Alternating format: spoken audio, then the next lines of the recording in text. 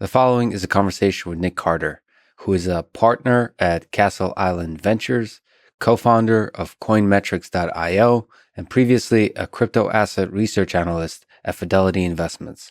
He's a prominent writer, speaker, and podcaster on topics around decentralized finance and especially Bitcoin. Quick mention of our sponsors: The Information, Athletic Greens, Four Sigmatic, and Blinkist. Check them out in the description to support this podcast.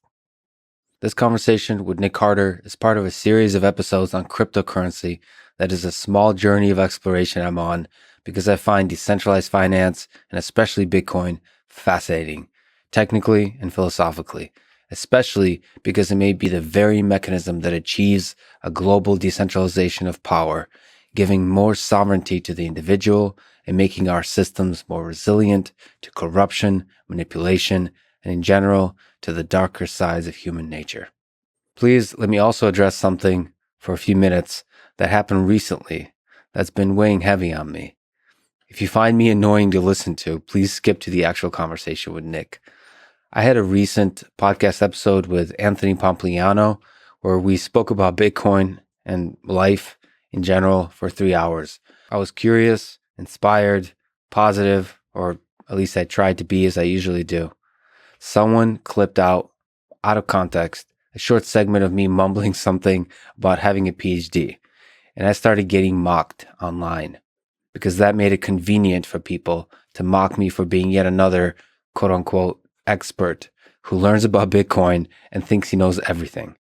I almost never mention that I have a PhD, except to make fun of myself, as I was doing, or at least trying to do, in the full context of that conversation. I brought up grad school as a random example of one of the many journeys I've taken that was hard, but where the destination was in itself not very useful. I was saying I enjoy exploring with a curious mind and am willing to be patient, to learn, to listen, to humble myself with knowledge for the sake of knowledge itself. Grad school was an example of that. The PhD means nothing, at least to me. I never call myself an expert, or at least try not to, because that would be dumb, because I know how little I know.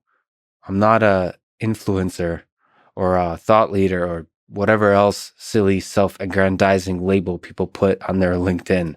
I try to be the opposite of what I was mocked for. I try to think deeply about the world, to look for the beautiful ideas in the minds of others, and to be inspired by them. I wanted to say all this because psychologically, it struck a bit of a blow. It made me realize that even when I approach things with love, I may be mocked, I may be derided, I may be taken out of context or even lied about. With a growing platform, this is sadly only increasing. I now have learned that there's people who are waiting for my missteps so they can point the finger, laugh, and say, "See, I told you so. That guy's a joke. He's a fraud." As a fellow human being, the knowledge of this is painful. Yes, I know people tell me to toughen up, and my life has been about strengthening my mind in the face of my limits, but I refuse to not be fragile and wear my heart on my sleeve. It's who I am. In some sense, this is the immune system of the internet, but let us be careful not to destroy the good ones in the process. The Bitcoin community had to endure many years of attacks from quote-unquote experts and also fraudulent cryptocurrency efforts that scam people out of their money.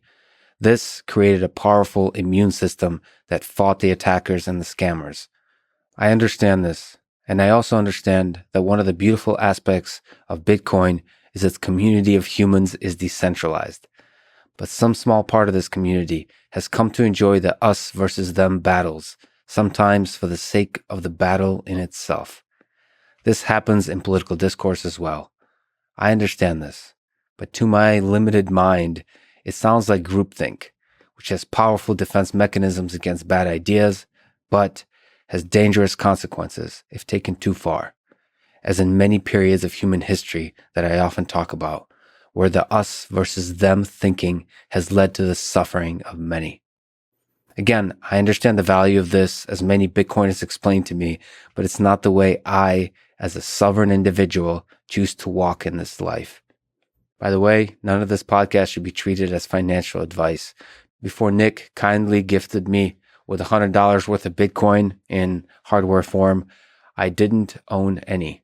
I'll probably buy some Bitcoin on Cash App, Coinbase, and other platforms, and also transfer to a hardware wallet just to learn how to do it. But other than that, I don't necessarily make wise investment decisions. Money is not a motivation for me personally. I try to avoid it actually. I'm grateful for every day I'm alive, no matter how much money is in my bank account. For long stretches of my life, that number was very close to zero. And I was always fortunate to be free and happy. So I encourage you to listen to people much smarter than me for actual good financial advice.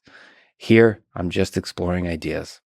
And as if this has not already gone on too long, let me please make another comment on the style of discourse among some Bitcoin maximalists on platforms like Twitter, that in my humble view, I may be wrong, but I believe is not conducive to the nuanced, empathetic exchange of ideas I very much look for and enjoy.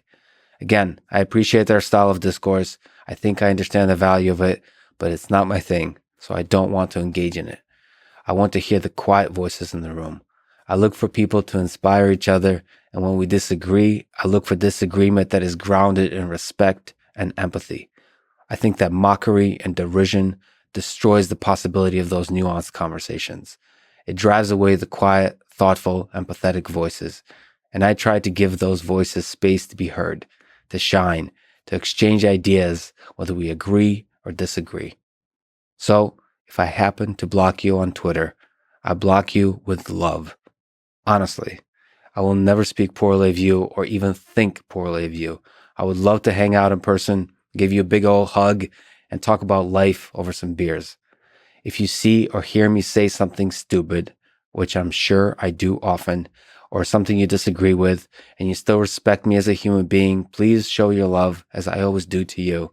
But also send me some links to blogs, books, videos, podcasts, where people describe why my stated idea may be totally wrong. I love this kind of long form disagreement. I humble myself every day by reading books and blogs by people much smarter than me. Sometimes it strengthens my ideas, sometimes it totally changes them, but I always learn. This is a too long way of saying that I'm here trying to walk with grace and with an open mind, a bit of patience, and always love. If I make mistakes, cut me some slack. Like you, I'm only human. Allegedly.